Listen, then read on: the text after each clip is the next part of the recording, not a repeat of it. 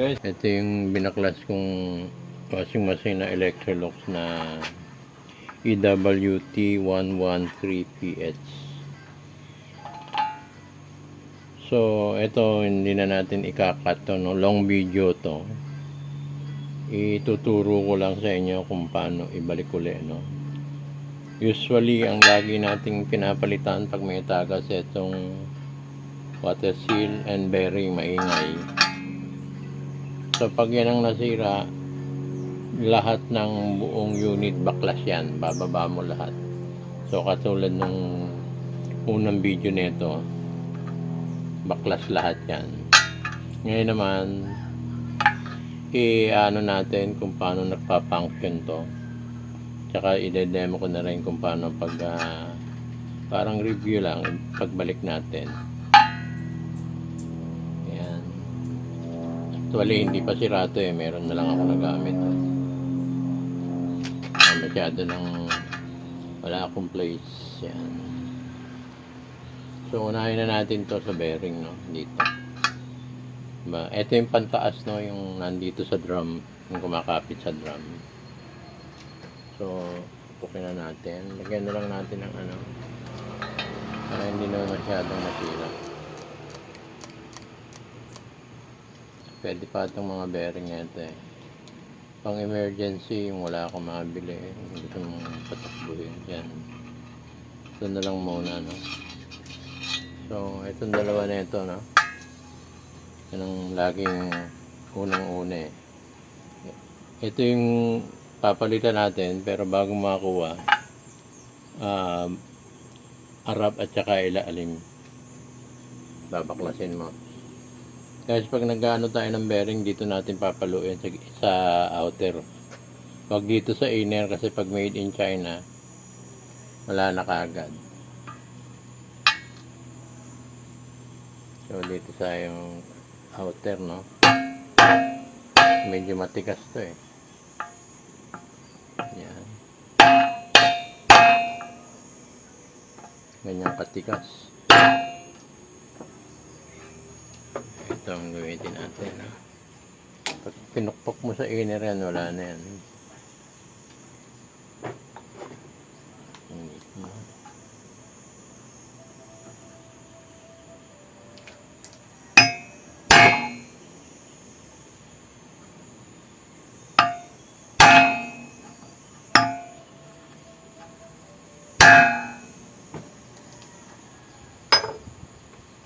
Guys, mahaba ito, hindi ko napuputulin.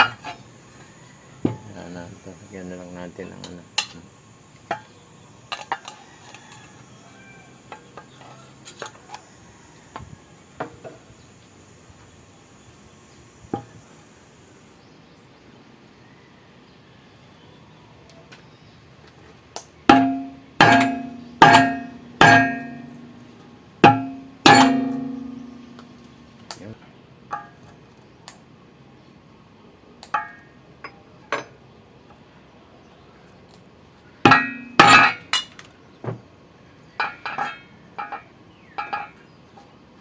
Okay, 1-0. Guys, dito nandito yung ano, yung pinaka oil seal. So, huli muna natin yan, no? Unahin muna natin tong yung pinaka clutch nya, clutch gear ito. Tayo. Lalo.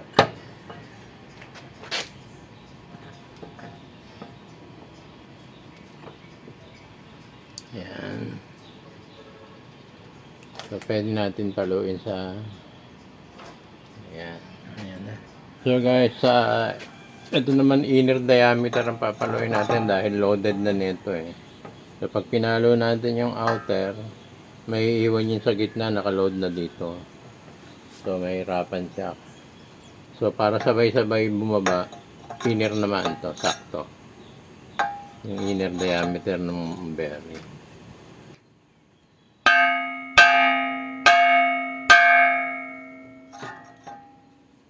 Ganun naman siya. Tingnan natin kung naka-ano na. Naka-engage na.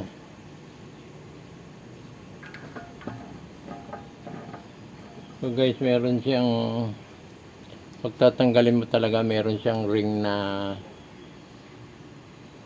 na steel, dalawa. Hindi basa-basa mahuhugot.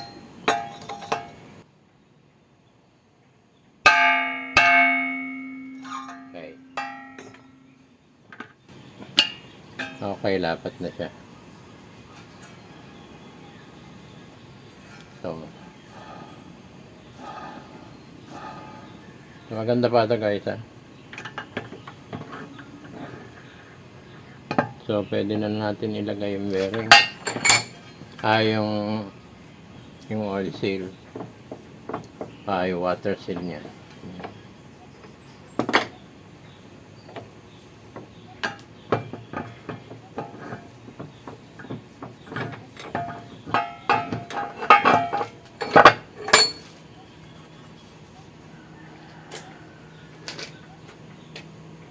Guys, meron akong hydraulic seal, hydraulic press, no. Hindi ko lang ginamit para sa inyo lahat to, mano-mano. Hindi naman lahat kasi meron hydraulic press eh. Yan. So guys, ito na ang sunod natin, no. Itong water seal. Ito sira na ito talaga. So for demo purpose na lang to sa pagbalik, no. Yan, ganyan na lang yan. Then,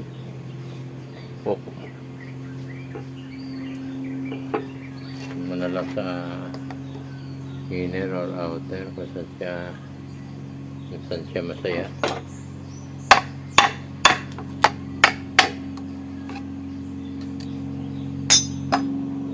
Okay, so next ang susunod natin pang ibabaw muna, no? Demo ko na lang muna yung pang ibabaw tapos tatanggalin ko kasi sa likod tayo magko-concentrate So guys, ang susunod, no. Ito naiipit na yung ano niyan, yung case niya, no, yung pinaka body. Yan. Ito ang isa sa pinakamahirap tanggalin to. Guys, kita nyo itong ano nito, yan. Nung unang tanggal ko, nabungian ako dito ng ano, na lost thread yung ulo. So, ang hirap kasi may drum dito. Hindi ko madukot pa ilalim. Kumbaga sa ano, ito yung, ano ba ito? Pulsator. Ito ang pinaka-pulsator niya. Ganyan. Kakapit siya dito, no? Kunin natin yung tornilyo. So guys, ito yung tornilyo niya, no? Gis. Ito yung nasira ko noon. Ginawa kong Allen wrench, buti na lang nadukot ko yung gis.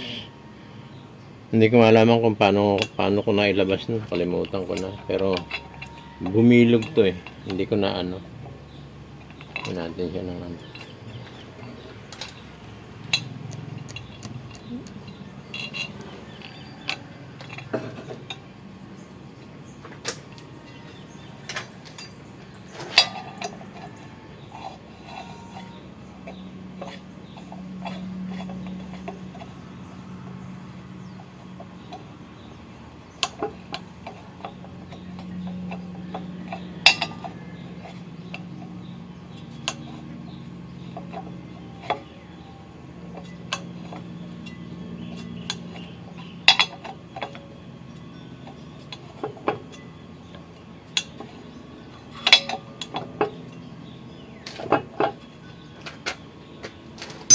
Guys, mahirap silipin tong ano neto, no, dahil sa ibabaw pupukpukin natin. Hindi natin nakikita to dahil ito natabunan ng mga matitigas na sabon na mahirap makita kagad pag tatanggalin mo itong pulsator. Talagang sisilipin mo talaga ng husay. So guys, ipoporma ko na lang, no? Hindi na natin pagkaigpitan.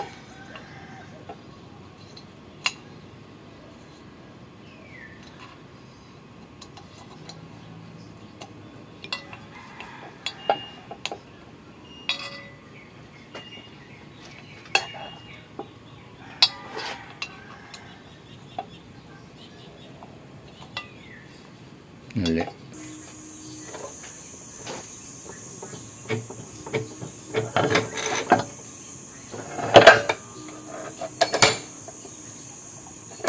Tapos guys, papakita ko na lang yung cover na ito. Hindi ko na ikakabit. Para ma-visualize nyo lang. Dito guys, dito meron G's. Mahabang socket wrench yan. May ipin yan dito. Ayan.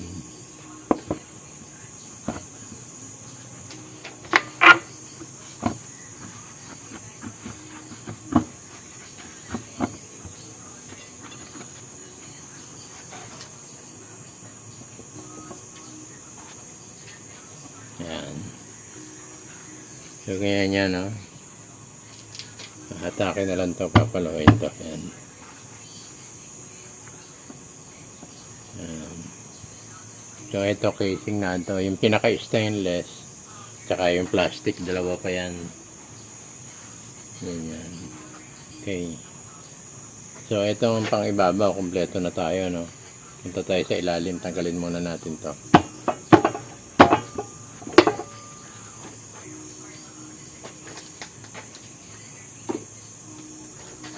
Ayan, dito tayo sa ilalim.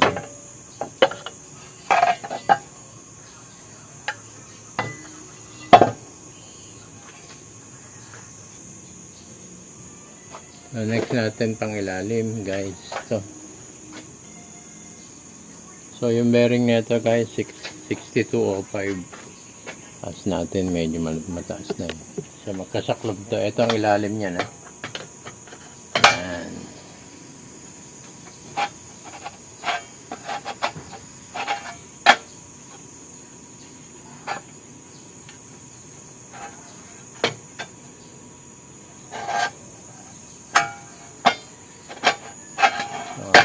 Ganun yan. Yan, ganun yan.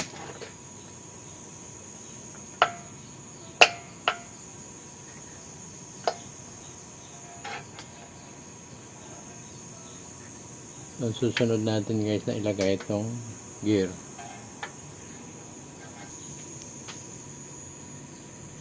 So guys, ito ang pinakamahalaga, no?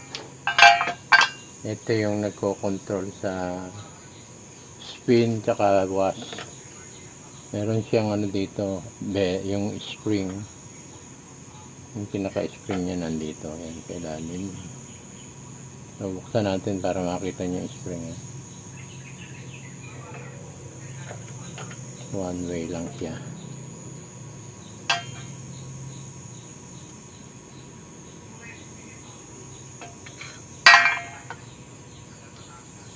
Ay, ito yung guide ng spring. Yan. Yung butas na yan. Dito.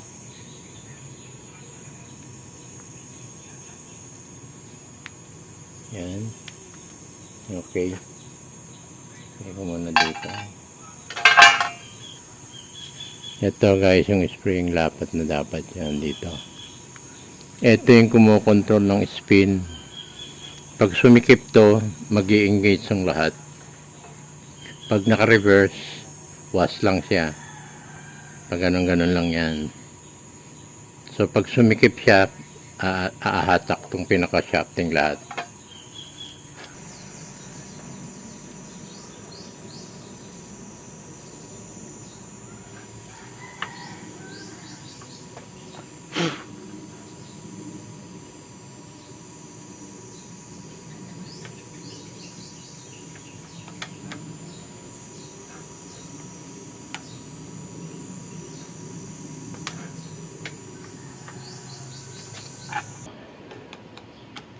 Okay, correct ka dyan. Yan, shock. Nice, yan.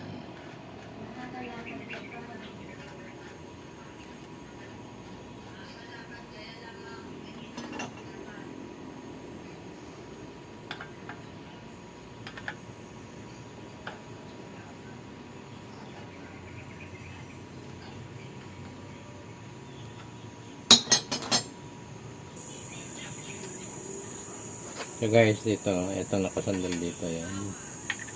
So lagay muna natin dito yan.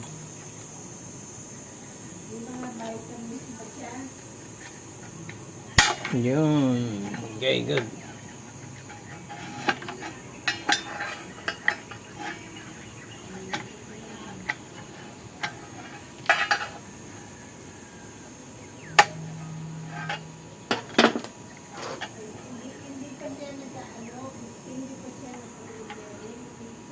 So guys, na-assemble na natin lahat, no? So, ito lang ang pinaka-function niyan, yung naiba. Yung pinaka-gear na yan, pag naka-engage yan, hahatakin na ito yan guys, oh, ng drain motor. Yan. Konting-konti lang yan para mag-release yung sa, sa gear. Pag nag-release yung sa gear, nag-i-engage yung pinaka-spring niya, kakagat yung spring niya. Iikot yung spin niya. Ngayon naman, pag maluwag to, normally, pag tinulak mo yung na yan, magwawas lang yan, pabalik-balik na ganyan. Yan. Kaunti lang para ma-release yung spring sa loob. Yan. Yung drum ang naglalaro niyan. So, pag nawala na yan, yung spring yan, pumatak.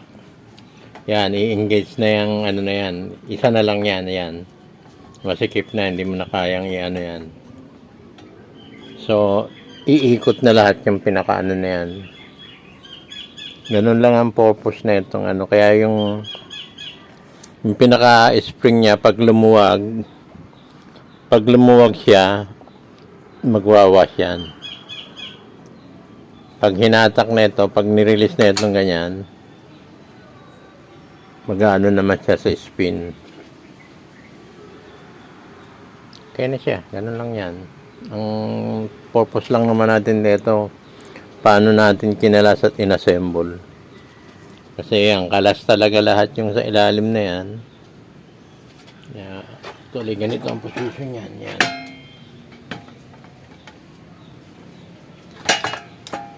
Yan ang position yan.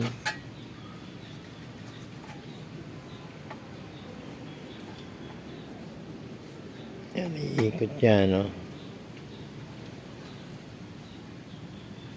Itong pag ganito na ang position yan, ito lang lagi ang inano natin.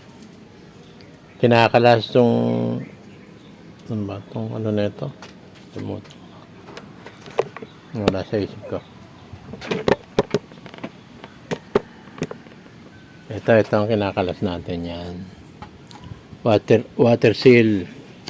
Ayan. Tsaka yung pagkatanggal niya may bearing, sabay na papalitan niya. Kasi pag nag-leak yan, diretso sa bearing yung tubig. Kakalawangin din yung bearing. So sabay papalitan yan. Okay guys, ganyan na lang. Okay.